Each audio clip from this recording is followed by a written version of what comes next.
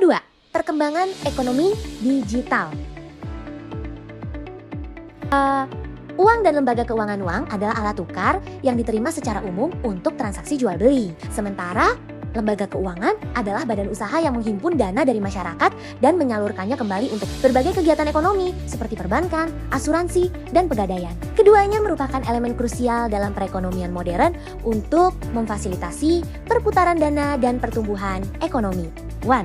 Bagaimana asal mula terciptanya uang? Uang bermula dari sistem barter untuk menukar barang dan jasa yang kemudian berevolusi karena dianggap tidak efisien. Uang pertama kali diciptakan oleh bangsa Lydia pada abad ke-6 dalam bentuk logam mulia koin dari campuran emas dan perak. Diikuti oleh bangsa Yunani yang dianggap sebagai penemu uang logam pertama. Perkembangan selanjutnya, bangsa Tiongkok menciptakan uang kertas sekitar abad ke-7 Masehi yang akhirnya menyebar ke seluruh dunia seiring waktu. Benda bernilai. Uang dalam bentuknya yang paling awal adalah berupa sebuah barang bernilai yang ditetapkan sebagai alat tukar logam mulia. Benda bernilai berupa kerang dan lainnya. Kemudian dirasa tidak efisien karena nilainya yang berbeda-beda di setiap wilayah.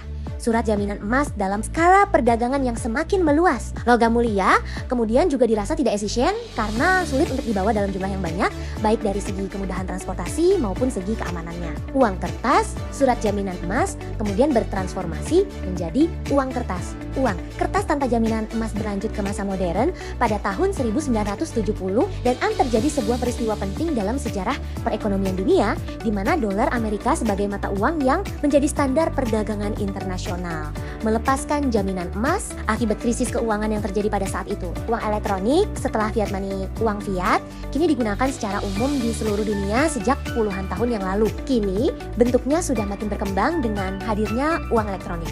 Apa saja jenis-jenis dan fungsi uang? Berdasarkan bentuknya, uang dibagi menjadi uang kartal dan uang giral. Uang kartal merupakan uang kertas dan logam yang digunakan sehari-hari oleh masyarakat. Sedangkan uang giral merupakan uang yang ada di sistem perbankan seperti rekening giro, deposito, dan rekening bank. Sementara berdasarkan bahan pembuatannya, uang dibagi menjadi uang kertas dan uang logam. Uang kertas maupun logam sebagai alat pembayaran yang sah, diterbitkan oleh Bank Indonesia.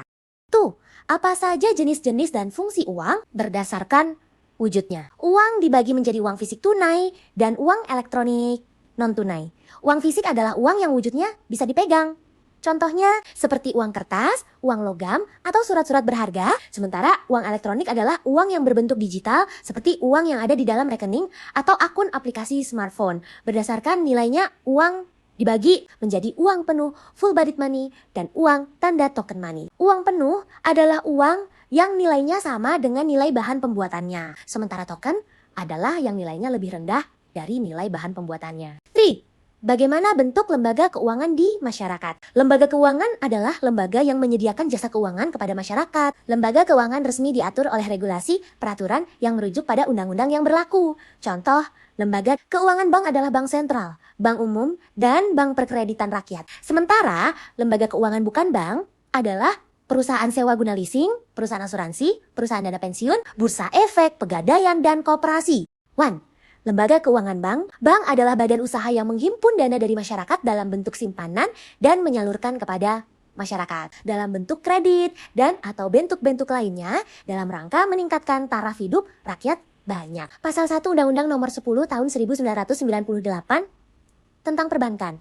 Jenis-jenis bank di Indonesia pada perkembangannya, bank yang ada saat ini memiliki jenis-jenis yang berbeda. Setidaknya, kita bisa melihat jenis-jenis bank berdasarkan fungsi, bentuk operasional, dan kepemilikannya.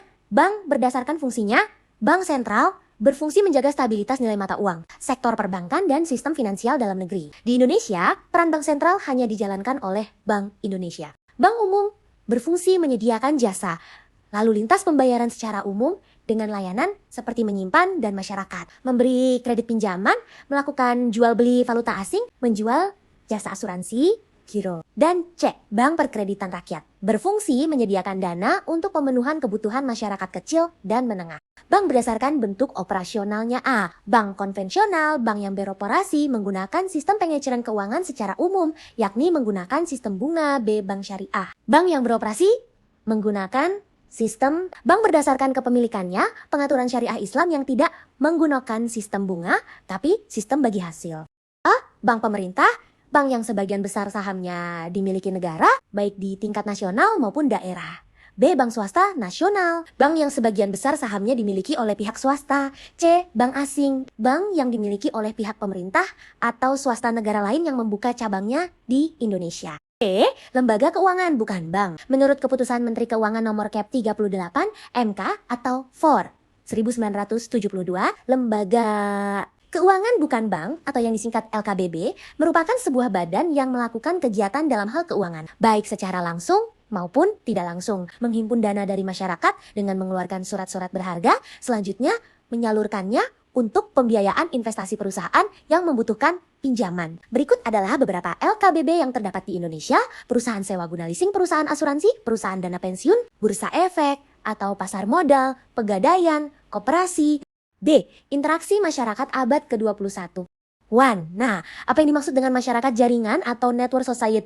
Masyarakat jaringan atau network society adalah tatanan masyarakat yang strukturnya didominasi oleh jaringan teknologi informasi dan komunikasi TIK digital yang mengubah cara manusia berinteraksi, bekerja, dan berhubungan secara sosial. Ciri-cirinya meliputi hubungan yang lebih fleksibel, batas, ruang, dan waktu yang kabur dalam komunikasi, serta pergeseran dari ekonomi tradisional ke ekonomi berbasis informasi dan pengetahuan. Konsep masyarakat jaringan atau network society muncul seiring Norwegia dengan semakin berkembangnya teknologi informasi di dunia. Istilah masyarakat jaringan, kata asalnya, Netsamfund pertama kali disampaikan oleh Steenbroten, seorang sosiolog Norwegia pada tahun ke-1981. Istilah tersebut merujuk pada sebuah tipe masyarakat yang ditopang oleh teknologi informasi dan komunikasi. Menurut Kestels, jaringan adalah simpul komunikasi di antara setiap individu yang semakin rumit seiring dengan kemajuan di bidang teknologi komunikasi. Pada masyarakat jaringan, setiap orang tidak perlu bertemu secara langsung di ruang geografis tertentu, karena mereka bisa terhubung melalui berbagai media komunikasi secara online. Jan van Dijk, sosiolog Belanda, menyebutkan bahwa masyarakat jaringan dicirikan oleh beberapa hal, yaitu pertama, adanya individualisasi atau proses pemisahan individu secara fisik dengan orang lain karena intensitasnya terhadap media komunikasi seperti smartphone dan komputer. Kedua, adanya gaya hidup yang dinamis di mana sebuah tren baru bisa tercipta dan bermunculan secara cepat tergantung dari keramaian pembahasan di media sosial. Ketiga, adanya jejaring koneksi yang tersebar secara geografis atau pemerataan akses komunikasi di hampir seluruh wilayah sehingga orang-orang yang ada di berbagai wilayah tersebut bisa terhubung satu sama lain melalui jaringan digital. Tuh, bagaimana menerapkan prinsip interaksi yang tepat di dunia digital? Seorang konsultan pendidikan di bidang teknologi merumuskan 3 prinsip yang harus menjadi pilar atau pondasi bagi interaksi masyarakat di dunia digital. 3 hal tersebut adalah respect, educate, and protect. Respect yaitu menghargai. Interaksi masyarakat di dunia digital harus berpegang pada prinsip saling menghargai. Meskipun kita tidak saling bertemu dan tidak mengenal secara langsung dengan orang lain di dunia digital, bukan berarti sikap sopan dan saling menghargai tidak harus kita jaga. Educate yaitu terdidik. Setiap orang yang menggunakan internet harus memiliki pemahaman yang baik terkait apa yang sedang dilakukannya. Dalam hal ini, dunia digital sebagai dunia yang baru harus bisa kita pelajari terus-menerus agar dapat secara menggunakannya dengan tepat.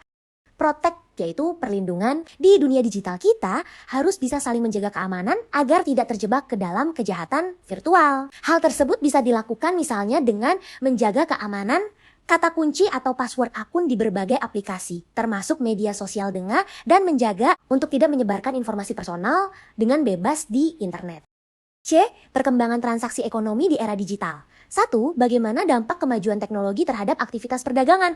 Perkembangan sistem perdagangan di era saat ini didorong oleh berbagai kemajuan di bidang teknologi. 2 bidang yang paling menentukan adalah transportasi dan komunikasi. Transportasi berkaitan dengan kemampuan pengangkutan komoditi barang dagangan yang bisa menjadi semakin optimal dan efisien. Sementara telekomunikasi berkaitan media interaksi antara pembeli dan penjual yang bisa menjadi semakin luas dan efektif. Efisien, keduanya melahirkan perdagangan berbasis kemajuan teknologi yang mudah, cepat, dan efisien. Seiring meluasnya skala perdagangan, berbagai aplikasi digital kemudian bermunculan untuk menyediakan beragam sarana perdagangan melalui media internet. Hal ini kemudian mendorong munculnya perdagangan elektronik atau electronic commerce. Secara sederhana, e-commerce adalah kegiatan jual beli barang dan jasa melalui media elektronik yang saat ini didukung oleh jaringan internet. Berikut adalah beberapa keuntungan yang bisa didapatkan dari keberadaan e-commerce saat ini. Memiliki produk dan layanan yang bervariasi, memperpendek jalur distribusi, memiliki kemudahan pembayaran, mempermudah belanja kapanpun dan dimanapun, memiliki harga yang bersaing. Di balik kemudahan-kemudahan tersebut, aktivitas e-commerce memiliki hal penting yang perlu untuk diwaspadai karena tidak dapat bertemu langsung dengan pembeli dan melihat barang yang dijual. Sebagai pembeli, kita harus bisa berhati-hati agar tidak menjadi korban dari berbagai tindakan penipuan. Tentunya konsep respect, educate, dan protect juga harus bisa kita terapkan dalam aktivitas ini. Tuh, bagaimana bentuk sistem dan alat pembayaran modern saat ini? A. Sistem pembayaran. Sistem pembayaran yang paling umum dilakukan adalah sistem pembayaran yang dilakukan secara langsung antara dua pihak yang sedang melakukan transaksi, baik antara pembeli dan penjual atau antara pelanggan dan petugas administrasi. Seiring dengan perkembangan yang terjadi, sistem pembayaran kini lebih banyak beralih ke media elektronik, baik melalui layanan perbankan, transfer antar rekening menggunakan kartu debit atau kredit, mobile banking, atau internet banking maupun menggunakan dompet elektronik, istilah untuk menyimpan uang elektronik. 3. Bagaimana bentuk lembaga keuangan di masyarakat lembaga? Keuangan adalah lembaga yang menyediakan jasa keuangan kepada masyarakat. Lembaga keuangan resmi diatur oleh regulasi peraturan yang merujuk pada undang-undang yang berlaku. Contoh, lembaga keuangan bank adalah bank sentral, bank umum, dan bank perkreditan rakyat. Sementara, lembaga keuangan bukan bank adalah perusahaan sewa, guna leasing, perusahaan asuransi, perusahaan dana pensiun, perusahaan efek, pegadaian, dan koperasi. B. Alat pembayaran modern seiring dengan perkembangan dalam sistem pembayaran. Alat pembayaran pun kini menjadi semakin bervariasi. Di samping uang kertas dan uang logam, masyarakat juga menggunakan alat pembayaran seperti berbagai macam kartu, cek, aplikasi digital, dan lain sebagainya. Sederhananya, kita dapat membedakan alat pembayaran tersebut menjadi dua, yakni alat tunai, pembayaran tunai, dan non. Berikut beberapa alat pembayaran non-tunai berupa uang giral yang populer digunakan oleh masyarakat. 1. Cek surat yang berisi permintaan dari nasabah bank. 2. Giro, surat yang berisi permintaan untuk memindahkan sebuah dana dari suatu rekening. 3. Kartu kredit, kartu yang dapat digunakan untuk meminta pinjam. 4. Kartu debit, kartu yang dapat digunakan untuk melakukan pembayaran. Keberadaan uang elektronik memiliki beberapa manfaat dalam kehidupan masyarakat, seperti kemudahan dan kecepatan dalam bertransaksi sehingga orang-orang tidak perlu lagi membawa banyak uang tunai ketika berpergian. Di kota-kota besar, uang elektronik biasa digunakan untuk membayar tol, membayar parkir, berbelanja di minimarket, memesan makanan, membayar jasa kendaraan umum, hingga melakukan transaksi di berbagai e-commerce. Beberapa contoh uang elektronik yang ada di Indonesia, diantaranya adalah OVO, GoPay, Dana, Link KJ e-Money Mandiri, Flash BCA, dan Brizi. D. Literasi finansial. Literasi keuangan adalah kemampuan seseorang untuk memahami, mengelola, dan membuat keputusan finansial secara efektif untuk mencapai kesejahteraan. Ini mencakup pengetahuan, keterampilan, dan keyakinan dalam mengelola uang, mulai dari menabung, berinvestasi, mengatur utang, hingga melindungi aset dari risiko. Mengapa literasi finansial itu penting? Literasi finansial penting karena membantu individu membuat keputusan keuangan yang lebih cerdas, mengelola utang dengan bijak, dan merencanakan masa depan dengan lebih baik. Dengan pemahaman ini, seseorang dapat mencapai kemandirian finansial, mengurangi stres, melindungi diri dari penipuan, dan pada akhirnya meningkatkan kesejahteraan ekonomi pribadi dan masyarakat.